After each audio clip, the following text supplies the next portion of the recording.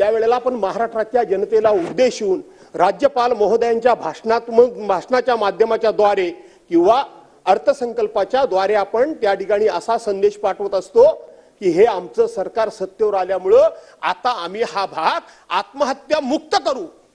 मुक्त करणं थोडा अवघड काम झालेला आहे, प्रयत्न होतात, पण तरी देखील 7,000 आत्महत्या होणं मला वाटतं या राज्यकर्त्यांच्या कारकिर्दीतला आणि या महाराष्ट्रातल्या इतिहासातला सगळ्यात मोठा विक्रम आहे असं म्हटलं तर अध्यक्ष महोदय ठरणार या ठिकाणी वावगं ठरणार नाही।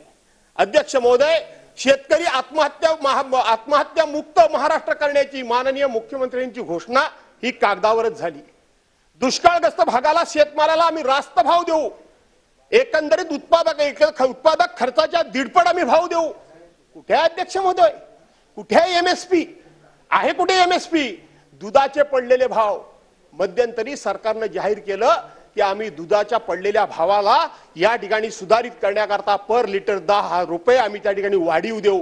कुठे आहे अध्यक्ष महोदय त्याचा वाढीव? तरी सुद्धा का शेतकरी आता या ठिकाणी शेतकऱ्यांना दुष्काळ अवकाळीमध्ये झालेल्या नुकसानाची मदत मिळालेली नाही। पीक विमा योजना, मला या सदनाचे सदस्य सुरेश अण्णा धस मला वाटतं आहेत की बाहेर आहेत मला माहित नाही, मी आज सकाळीच म्हणजे सेविंग वगैरे करताना काही मी भाषण ऐकत असतो, मी भाषण ऐकत होतो, योगायोगानं या सभागृहातले सदस्य सुरेश अण्णा धस यांचं भाषण मी ऐकलं। यांचं त्यांनी टीव्हीवर दिलेली मुलाखत मी ऐकली। त्यांनी सांगितलं की जवळजवळ 1000 पानांचा बंच मी या ठिकाणी राज्याचे उपमुख्यमंत्री माननीय अजितदादांच्याकडे नेऊन दिलाय, पुरावे नेऊन दिलेत आणि त्यांनी सांगितलं की गेल्या 2.5-3 वर्षाच्या कालखंडामध्ये राज्याच्या शेती विभागाकडून करोडो रुपयाच्या विमा कंपन्यांच्या या सगळ्याच्या पोटभरणी करता म्हणून शेतकऱ्यांच्या पोटावर मारून हजारो कोटींचा भ्रष्टाचार झालाय। हे मी म्हणत नाही तर सत्ताधारी पक्षाचे सदस्य त्यांनी माननीय राज्याचे मुख्यमंत्र्यांच्याकडे दिलेल्या कागदांचा हवाला देऊन मी जेव्हा ऐकलं तेव्हा मी स्वतः शॉक झालो।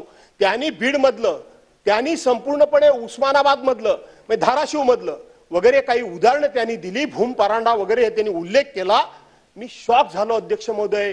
त्यांनी स्पष्टपणे सांगितलंय की सरकारी यंत्रणा वापरून, सरकारी अधिकार वापरून मंत्र्यांच्याच सहकारामुळे या ठिकाणी या विमा कंपन्यांची पोट भरून हजारो कोटी रुपयाचा भ्रष्टाचार झालाय। अध्यक्ष महोदय, हे सत्ताधारी पक्षाचे सदस्य म्हणतायत। हा विषय कधीतरी माननीय मुख्यमंत्री महोदयांनी या सगळ्या गोष्टीचं गांभीर्याने दखल घेतली पाहिजे। मी माननीय मुख्यमंत्री महोदयांना विनंती करेन की 2014 ते 2019 मी तुम्हाला सभागृहात बघितलंय, अनेकांना पाठीशी घालण्याचं, अनेकांच्या गुन्ह्यावर पांघरून घालण्याचं, अनेकांच्या चुकांवर पांघरून घालण्याचं काम तुम्ही केलं, पण आता पुन्हा ते करू नका। प्रचंड असं तुम्हाला आता बहुमत आहे।